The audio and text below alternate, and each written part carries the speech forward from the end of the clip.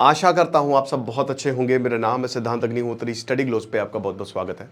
हमारे साथ शाम को ज़रूर जुड़िएगा दोस्तों, क्योंकि हम जो मॉड्यूल लॉन्च कर रहे हैं यूपीएससी का, मैं गारंटी देता हूं अगर आपने सही से पढ़ लिया तो आपका आईएएस बनना तय है।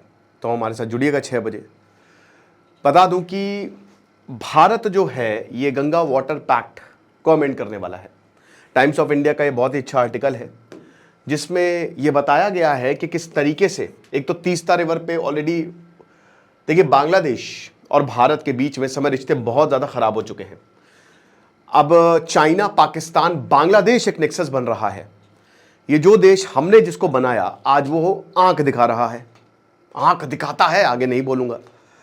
लेकिन वही है कि इस समय भारत जो है, भारत ने काफ़ी सहा, भारत ने वेट किया कि चलो कोई बात नहीं, अब सुधर जाएगा, अब सुधर जाएगा, लेकिन ऐसा हो नहीं रहा है।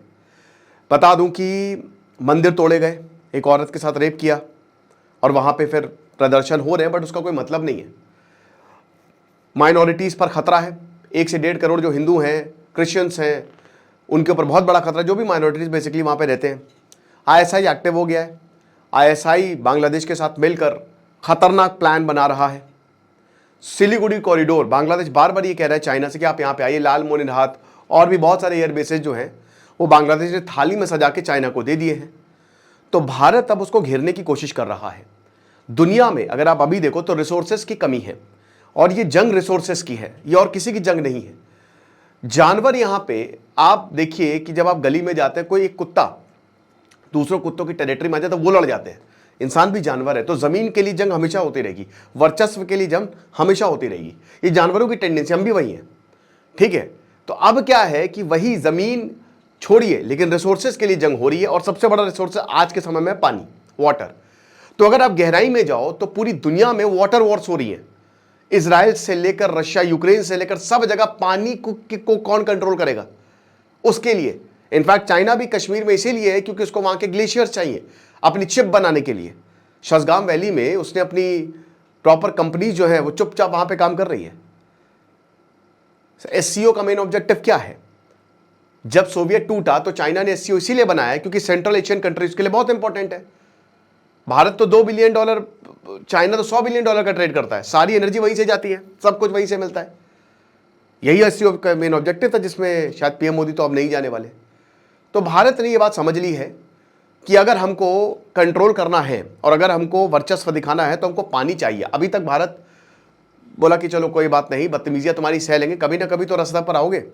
लेकिन अब पाकिस्तान को भी 4 कंटाब लगाए और दूसरे गाल पे बांग्लादेश को 4 कंटाब लगाए, बोला कि बेटा निकल लो बहुत तेजी में, दोबारा दिखना नहीं यहाँ पे।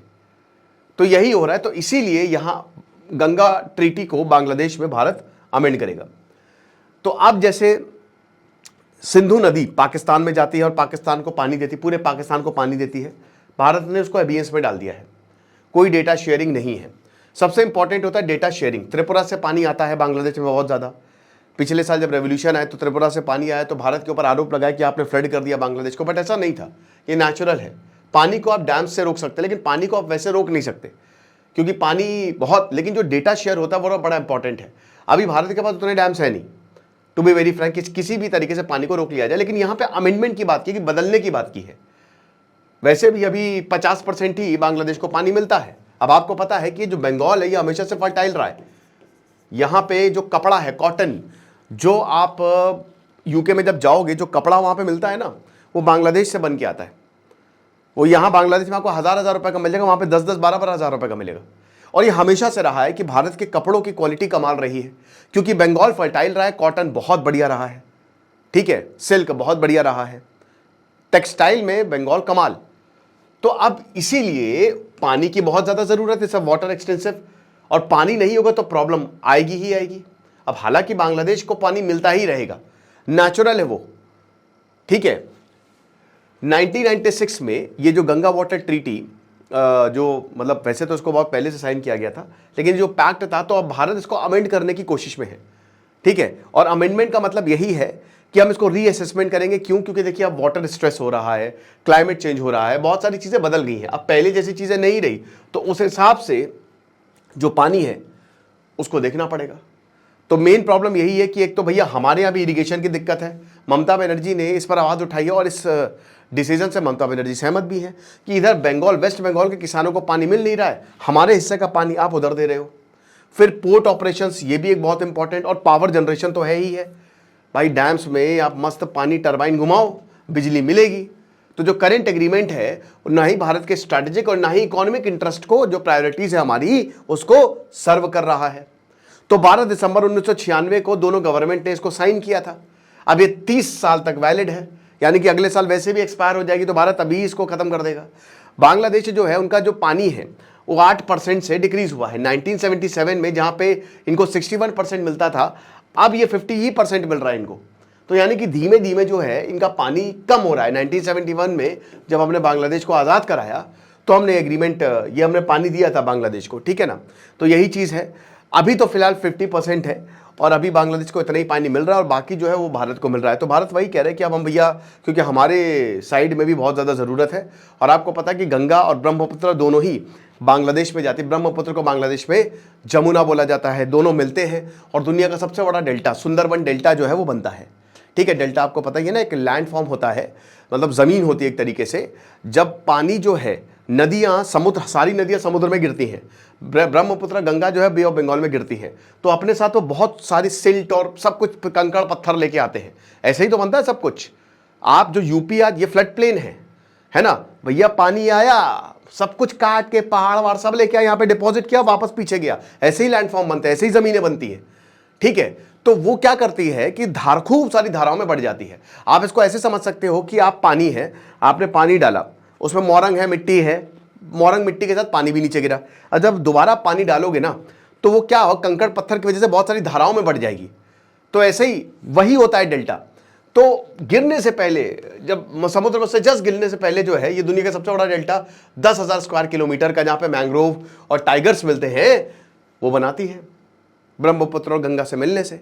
भारत क्या कह रहा है कि देखो भैया, सबसे पहली बात तो ये है कि ये आउटडेटेड है, ये जो फ्रेमवर्क है, ठीक है। इसीलिए हम इसको चेंज करना चाह रहे हैं, क्योंकि अब ये पुरानी बात हो गई है। दूसरी चीज ये है कि अब हाइड्रोलॉजिकल पैटर्न जो है वो बदल गए हैं, मौसम बदल गया, वेदर बदल गया है, पानी का बहाव बदल गया है, वाटर स्ट्रेस बहुत ज्यादा है।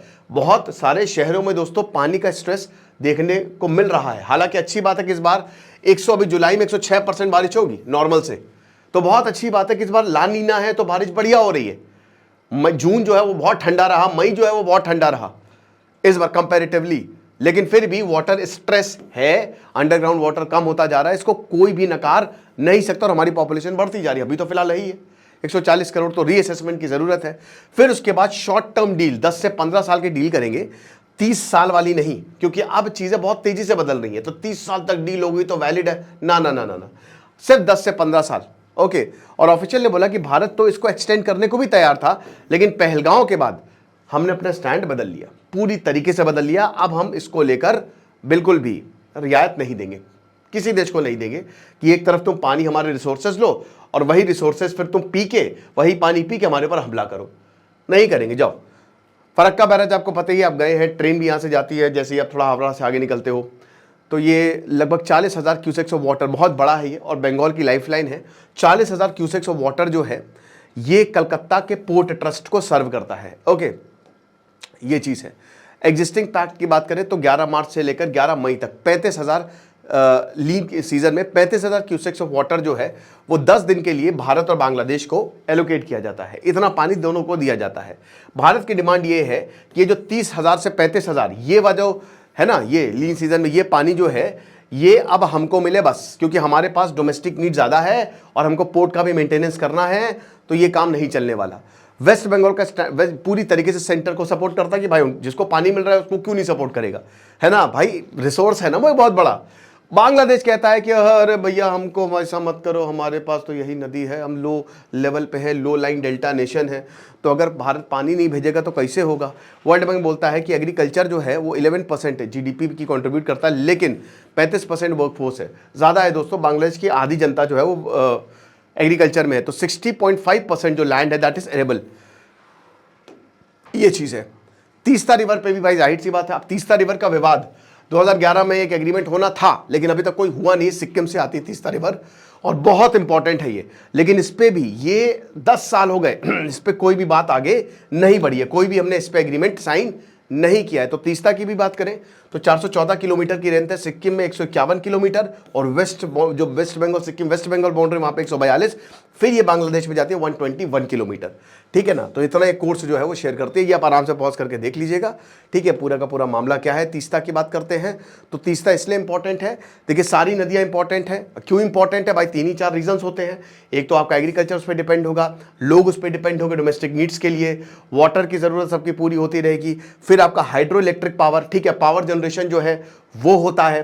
तो यही 3 4 रीजन होते हैं, और कोई रीजन होता नहीं है। तो डायरेक्ट लाइवलीहुड और अपॉर्चुनिटी जो है वो 73% पॉपुलेशन को देता है। समझ रहे हैं कि मतलब लगभग सारे जितने भी हैं बांग्लादेश में, इनको एम्प्लॉयमेंट अपॉर्चुनिटी और लाइवलीहुड सब दे रहा है। भारत के लिए तो आपको पता है कि नॉर्थ बंगाल की ये लाइफलाइन है, और आधे से ज्यादा डिस्ट्रिक्ट जो वेस्ट बंगाल के उसको ये कवर करती है। ओके, तो उस समय ममता बनर्जी ने बोला भी था 2017 में कि मैं हमेशा चाहती हूं कि बांग्लादेश को पानी मिले, लेकिन तीस्ता वाटर के साथ हमको दिक्कत है, क्योंकि हमको पानी नहीं मिल रहा है, वेस्ट बंगाल को पानी नहीं मिल रहा है। ओके, तो ये सब है। तो वाटर शेयरिंग 1983 में, मतलब 1972 में जॉइंट रिवर कमीशन बैठी थी।